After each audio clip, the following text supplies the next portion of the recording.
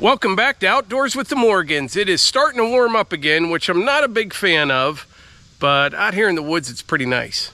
So I needed some nice bundle firewood because we're out. I mean, we have plenty, but it's not dry. It'll be for next year. So when that happens, I have to get down to the woodshed, get some bigger chunks of firewood, and bring them to the split force splitter and kind of downsize them a little bit. This is a nice size right here for bundle firewood. I have this splitter out here in the woods because we've been using it out here, and I figured since I'm coming out, I might as well bring the log arch with me and take a log back to the yard.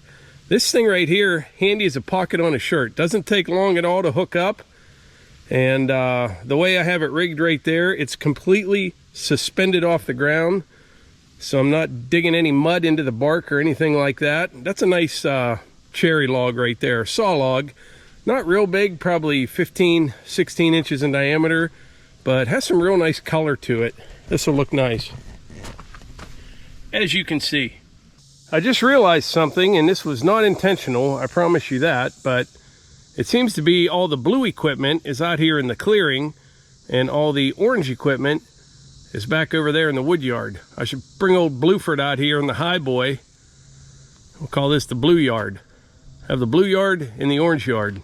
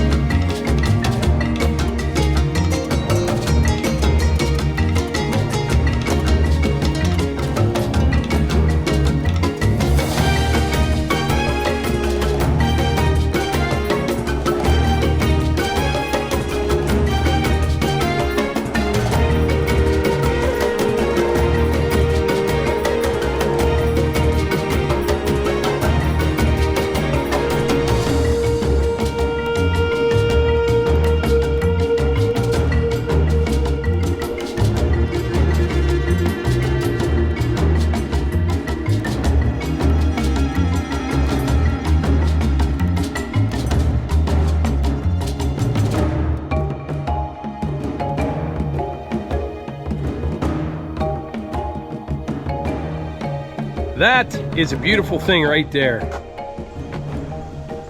We've had a really good week this week as far as firewood goes. I delivered 3 cords of wood. We split approximately 6 cords, and we also sold some bundle firewood and some smaller quantities. But to produce that 6 cords of firewood, I kept track, took about 10 hours. Which is just a little bit more than an hour and a half per cord. And that's not just splitting, that's cutting, getting it to the log splitter and splitting, a little over an hour and a half per cord. There are several things that help us to be able to do that. This skid loader and top dog firewood bucket, like this week, Levi was hauling rounds in from the woods, and man, this holds a lot of wood, doesn't take any time at all to get it to the splitter. The 500i chainsaw, the excavator to keep all that wood up off the ground when you're cutting it, saves your back, and also saves your chain. I haven't sharpened that chain all week, and we cut 6 cords of wood with it, and that's just by having clean wood. And the Wolfe Ridge splitter. And something else I forgot, this pavilion right here. It is really nice to be able to split in the shade. I mean, here we are at the beginning of August. It's getting warm again, but there's a nice breeze today. You're working in the shade, barely even break a sweat. Yeah, normally I'm not a big fan of cutting and splitting firewood in August, but this weather isn't going to last forever. Which leads me to the topic of today's video. And that is, nothing lasts forever. And that's not necessarily a bad thing. And what I mean is this. You know, when I was a kid, someone's calling me right now here. Another scammer. Let's see what they say here. Hello. Hello. Hello? Hi, my name is Sam Wilson. How are you? You're good. Your name's Sam Wilson? Yep. What can I do for you, Sam? God bless you, sir. Actually, this quick call is about Medicare benefits. Do you have Medicare Part A and Part B? Yeah. You are qualified for some free of cost and extra benefits. May I have your zip code? Where are you calling from, Sam? So I'm calling you from US Savings Center, okay? No. So we are the agents who are working under different Medicare companies, and our licensed agent will provide all these benefits without any cost, okay? No, I mean, where are you located at, Sam? What city? Florida. That's not a city, that's a state, Sam. Okay, one moment, okay? Sam hung up on me. Didn't know the difference between a city and a state. I get those scammer calls all the time. Hopefully that doesn't last forever either. But I forget where I was at. I know, nothing lasts forever. When I was a kid, you know, you knew people that got a job out of high school or maybe out of college or whatever, and they would work there for 25, 30, 35 years, whatever, and retire. And those days are over. I was always on kind of a, I don't know, I stayed at each place about 10 years. I worked in drilling and blasting for about 25, but the first company was about 10 years. And then I did have a period there where I just kind of jumped around. Wherever there was a big rock job, I would just go to work for that construction company. But after drilling and blasting, I got into more like heavy highway construction. I worked for a local company for about 10 years. I worked in oil and gas for about 10 years. And in oil and gas, that was a very long time. I probably made it through, I don't even know, 4, maybe 5 layoffs, 2 sales, and you know, nothing stays the same. But what I always did, no matter where I was working, I was always preparing for what was next, because I knew nothing lasts forever. When I started in oil and gas, I mentioned this several times before, I thought I finally made it. But I quickly realized that it was a very volatile type of employment. You never knew what was going to happen. There were booms and busts, and like I said, layoffs and sales, all that kind of stuff. And on a side note, I got to tell you this story. When I first got a job in corporate America, I would see these guys, and I'm generally speaking here, they're not all like this, but just generally speaking, I would see guys maybe my age at the time, which I would have been like 45 years old. And that'd be like a senior VP of this or that. And I got to thinking, I'm like, man, these guys must really be sharp. You know what I mean? To like move up the ladder that quick and become a vice president and make boatloads of money. And then I quickly realized most of them, not all, but most of them weren't that bright. They really weren't. They were just like yes men that didn't make any waves and regurgitated whatever their superiors told them. And that was one of my key takeaways from corporate America. It really was. All those higher level guys, the majority of them, and I can say that for sure, not all of them, but the majority of them that I worked near or around were all like that. You know, just basically yes men. They promote them right up the chain. But anyway, I always prepared for what was next. And it goes back to, you know, always having a side job and always trying to see what the future brings. You never get it right, but you could tell in oil and gas when things were going to go south. I mean, I always knew 6 months before something was going to happen. Now, when I worked for a small company, when I say small, in heavy highway construction, they probably had about 150 employees at most, and that was in the busy time of year in the summer. I loved that because you knew where you stood. Like, you knew when the company was making money because everyone was happy. You knew when we were losing money because the owner was pretty upset. He was kind of a hothead in one way, but I really liked the guy. He was a great guy. He'd flip out and scream, but then he'd apologize later. And you never had to worry about getting fired. You know, even if you did something really, really dumb that cost the company a lot of money, you could get fired, but it'd just hire you back like the next day. It was kind of weird, but it was kind of cool, actually. You always knew where you stood, and if you did your job and you were good at it, you knew you had a job as long as the company was in business. Well, that company, the owner passed away, and I knew, like I said, 6 months before, the owner passed away, and then we were getting sold to another company. And the day that I met the new owner, I knew that company wasn't long for this world. And so I started looking around for a job. I was starting to prepare for what was next because I knew that wasn't going to last. And that's when I got a job in oil and gas. And it was not 6 months later, the company was out of business. They had a big auction, sold everything. I'm still kicking myself too because they had a bunch of equipment, you know, like a lot of equipment, big stuff, 777 rock trucks and you know, huge excavators, but they had articulated trucks, little dozers, big dozers, but they had a lot of old D8 dozers. And some of these things, I mean, you know, when they'd get a bunch of hours on them, they'd move them right into the shop, completely rebuild them and send them back out.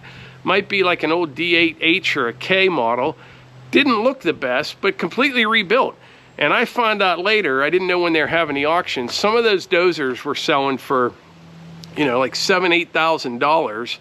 And all I would have had to do was talk to one of the mechanics that had worked on them. He could have told me that one was just rebuilt, that one wasn't, stay away from it. But I didn't even know the auction was happening. But boy, it'd be pretty nice to have like a nice old D8 dozer.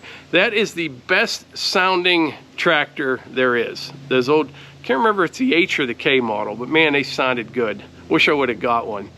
But yeah, that's what I want to talk about today. And I'm curious, how many of you have worked at a job, like the longest you've worked for a job? Now I'm thinking some of the older guys may have been there a very long time, but it seems anymore, nothing lasts forever. Even I get comments sometimes from haters, you know, they'll say, oh, YouTube isn't going to last forever, you better get ready. I know YouTube isn't going to last forever. I don't care. And I'm always preparing for what's next, which is one of the things you see down here. You know, we're cranking out firewood, we're sawing lumber, and I've mentioned it many times before. I'm putting myself and my family in a position where no matter what happens, you know, like with YouTube or anything like that, we're going to be okay. At this point in my life, I'm 56. I mean, I'm not like retired, but it would get kind of lean, but I could coast to the finish line if need be. You know what I'm saying? I think I could. Arch, come here. Wow, Archie just came back from the groomer. Look at you. All cleaned up, huh?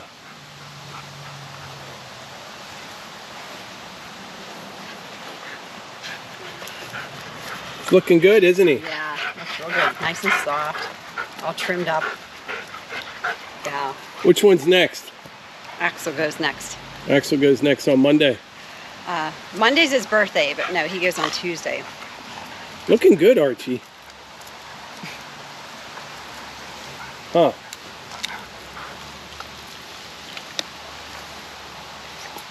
What do you want to do? Did you eat lunch yet? He just ate his lunch. Yeah, don't roll on the ground. No, come on.